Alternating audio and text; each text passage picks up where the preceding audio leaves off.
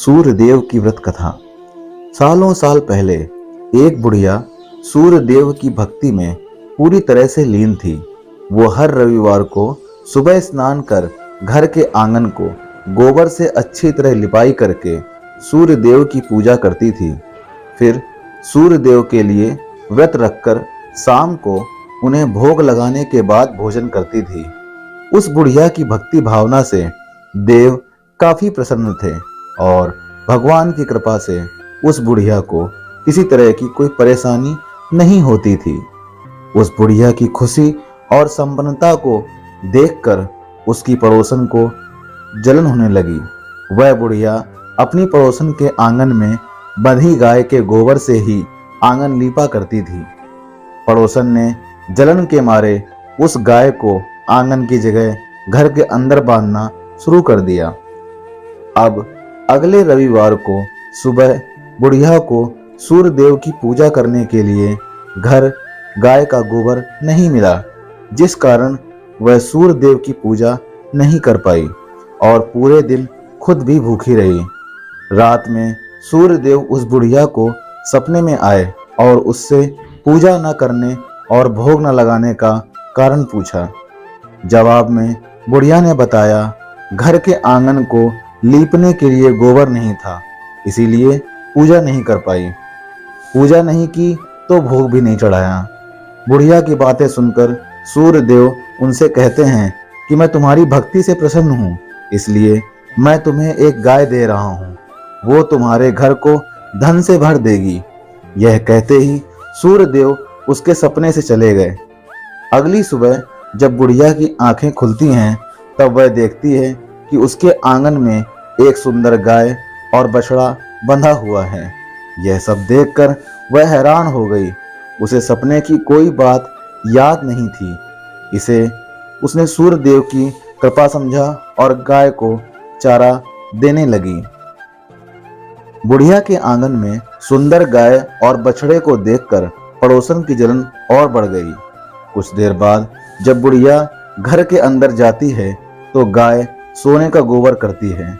यह देखकर पड़ोसन चौंक जाती है और उस गोबर को उठाकर अपने घर ले आती है और अपने गाय के गोबर को उसके आंगन में रख देती है। यह सिलसिला कुछ दिनों तक चलता रहा और वह पड़ोसन धनवान हो गई।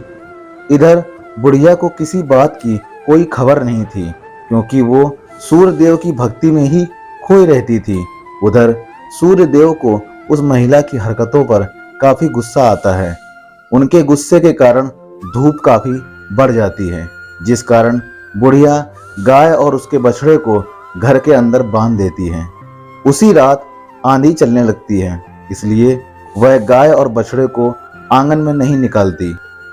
रात भर गाय घर के अंदर ही बंधी रही। सुबह जैसे ही बुढ़िया की नींद खुलती है तो वह सोने का गोबर देखकर हैरान हो जाती है। उस दिन के बाद से रोजाना वो गाय को घर के अंदर ही बांधने लगी। गाय के सोने के गोबर से बुढ़िया धनवान हो गई, जिसे देखकर पड़ोसन को और ज्यादा जलन होने लगी। पड़ोसन ने जलन के मारे सोने का गोबर देने वाली गाय के बारे में उस नगर के राजा को बता दिया। राजा को जैसे ही सोने का गोबर देने वाली गाय का पता चला तो उन्होंने तुरंत सैनिकों को भेजकर उसे महल लाने के लिए कहा। जब सैनिक बुढ़िया के घर पहुंचते हैं तब वह सूर्यदेव को भोग लगाकर खुद भोजन करने के लिए निवाला उठाने ही वाली थी कि तभी सैनिक गाय और बछड़े की रस्सी खोलकर उन्हें अपने साथ ले जाते हैं। बुढ़िया उनसे गाय और बछड़े को ना ले जाने की प्रार्थना करती है, लेकिन राजा के सैनिक बुढ़िया की एक भी नहीं सुनते। कुछ ही देर में सैनिक गाय को राजा के पास ले जाते हैं। राजा गाय की सुंदरता को देखकर बहुत खुश होते हैं और उसे अपने ही पास रख लेते हैं। गाय व बछड़े के जाने के गम में बुढ़िया बिना खाए पिए पूरे दिन सूर्यदेव से गाय और बछड़े को लौटाने की प्रार्थना करती है। इधर दूसरे दिन सुबह राजा सोने का गोबर देखकर हैरान हो जाता है। उधर बुढ़िया भूखी प्यासी सूर्यदेव की प्रार्थना में लगी रहती है। बुढ़िया की तकलीफ देखकर सूर्यदेव अगली रात राजा के सपने में आकर कहते हैं कि कि अगर तुमने इस गाय और उसके बछड़े को नहीं लौटाया तो तुम्हारे राज्य पर संकट आ जाएगा, तुम्हारी धन संपत्ति सब नष्ट हो जाएगी। सूर्यदेव की बातें सुनकर राजा की नींद टूट जाती है। दूसरे दिन सुबह वो बुढ़िया को गाय और बछड़ा लौटा देते हैं, साथ ही उसे कुछ धन भी देते हैं और उसकी पड़ोसन को सजा सुनाई जाती है। सूर्यदेव की इस चमत्कारी गाय और बुढ़िया पर उनकी कृपा को देखकर राजा पूरे नगर के लोगों को हर रविवार सूर्यदेव की पूजा करके व्रत रखने के लिए कहते हैं।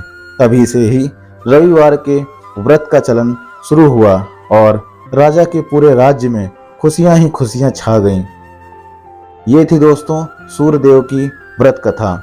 जैसे सूर्यदेव ने इस बुढ़िया को चमत्कार किया, बुढ़िया को धन धान्य से संपन्न किया, वैसे ही आप सभी लोगों को जो सूर्यदेव की पूजा व्रत कथा करके रह रहे हैं, आप सभी लोगों की धन संपत्ति से परिपूर्ण करें और आप सभी को सुख रखें। दोस्तों, इस छोटी सी कहानी और व्रत कथा से हमको यह सीख मिलती है कि कभी भी दूसरे के प्रति द्वेष भाव रखने की खुद की ही हानि होती है। जीवन में जितना हो सके सामने वालों की मदद करनी चाहिए। दोस्तों, कथा पसंद आई हो तो चैनल को लाइक, सब्सक्राइब और शेयर करना बिल्कुल ना भूलें। मिलते हैं अगली इसी तरह की और अच्छी कथा में। तब तक के लिए नमस्कार दोस्तों, धन्यवाद।